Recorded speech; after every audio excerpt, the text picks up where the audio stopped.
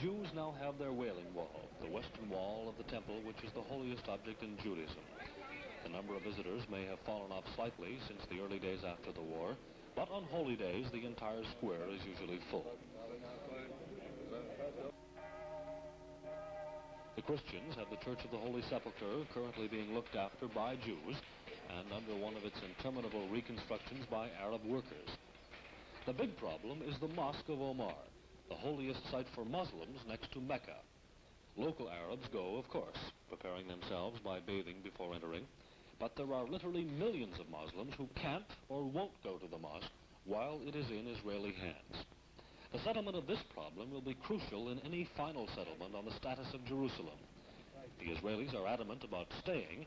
Arabs are just as adamant that they give up the old city, particularly because of the mosque.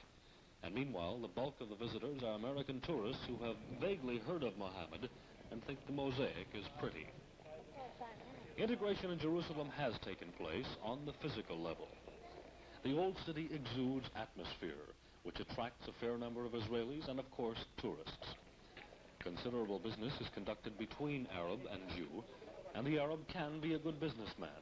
Witness the postcard stand with pictures of General Diane and David Ben-Gurion. One thorny problem is that the Arabs are subject to Israeli taxes. For many, it's the first time they've paid taxes of any kind, and they don't like it. Also, the Arab way of life includes bribery and bakshish, but it's not part of the Israeli way, and this causes problems. This is an occupied zone with a military government, but on an ordinary day, it doesn't give that appearance. There are soldiers and police, of course, but not that many in view. Some things are working, especially the construction workers.